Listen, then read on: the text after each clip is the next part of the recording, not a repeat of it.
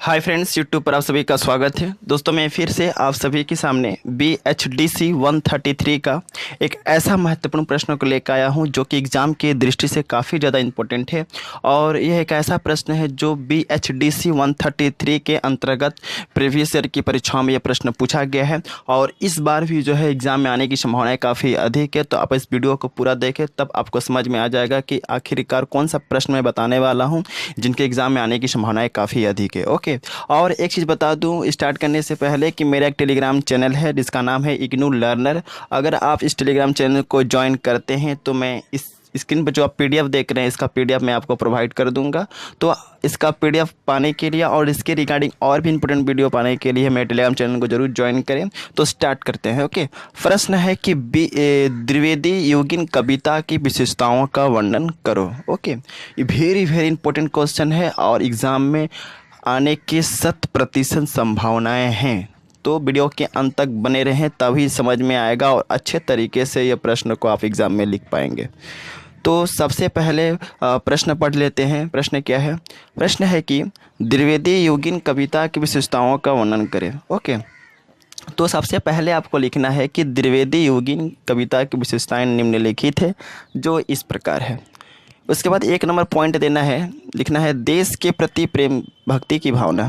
द्विवेदी योगिन कविता की सबसे प्रमुख विशेषता यह है कि इस काल में जितने भी कवि हुए थे उन कवियों ने अपने रचनाओं में देश के प्रति भक्ति की भावना को ज़्यादा महत्व दिया है। ओके, समझ में आ गया? यह पहला पॉइंट के अंतर्गत लिख देना है।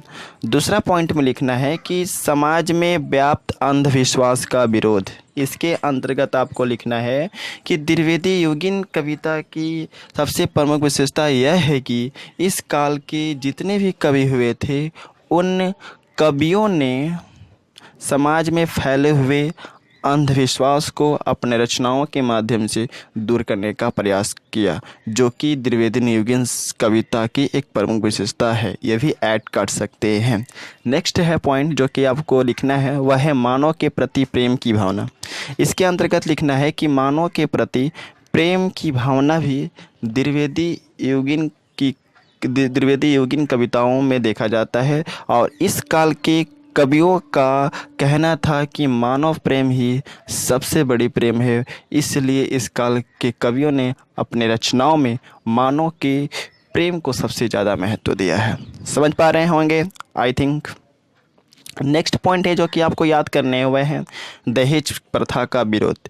इसके अंतर्गत लिखना है कि द्विवेदी योगिन कविता की सबसे प्रमुख विशेषता यह है कि इस काल के कवियों ने अपने रचनाओं के माध्यम से तत्कालीन समाज में व्याप्त दहेज की प्रथाओं को, दहेज की कुप्रथाओं को उन्होंने दूर करने का प्रयास किया।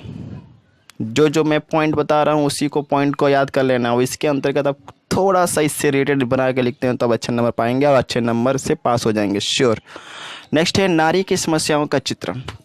इसके अंतर्गत आपको लिखना है कि द्विवेदी योगिन साहित्य की सबसे प्रमुख विशेषता यह है कि इस काल के कवियों ने अपने रचनाओं में नारी के विभिन्न समस्याओं को बहुत ही मार्मिक ढंग से वर्णन किया है। और इसके अंतर्गत ये भी लिख सकते हैं कि उन्होंने, इस काल के कवियों ने अपने रचनाओं के माध्यम से नारी के जीवन के विभिन्न समस्याओं को, विभिन्न तकलीफ़ को, पीड़ाओं को जो है उन्होंने अपनी रचनाओं के माध्यम से समाज के सामने लाने का प्रयास किया है इस काल के कवियों ने।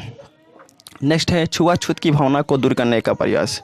द्विवेदी योगिन साहित्य की प्रमुख विशेषता यह है कि इस काल के कवियों ने समाज में व्याप्त छुआछूत की भावनाओं को समाज से उखाड़ फेंकने और समाज से दूर करने का प्रयास किया। यह जो है नेक्स्ट पॉइंट के अंतर्गत लिखना है छुआछूत की भावनाओं को दूर करने का प्रयास। नेक्स्ट पॉइंट है जो कि आपको लिखने हैं हेडिंग के तौर पे, वह है खड़ी बोली का प्रयोग। इसके अंतर्गत आपको लिखना है कि द्विवेदी योगिन साहित्य में लिख दिया, वहाँ पर होगा कवि। तो द्विवेदी योगिन कवि की सबसे प्रमुख विशेषता यह है कि इस काल में जितने भी कवि हुए, सॉरी प्रिंट मिस्टेक है। ओके, तो इसके अंतर्गत लिखना है कि इस काल की सबसे प्रमुख विशेषता यह है कि इस काल में जितने भी कवि हुए उन कवियों ने अपने रचनाओं में खड़ी बोली का प्रयोग सबसे ज़्यादा किया है। जितने भी कवि हुए थे द्विवेदी युग में, उन सभी कवियों ने अपने रचनाओं में, अपने ग्रंथों में, अपने पुस्तकों में खड़ी बोली का प्रयोग जो है सबसे ज़्यादा किए थे। नेक्स्ट है प्राकृतिक दृश्य का वर्णन। इसके अंतर्गत क्या लिखना है।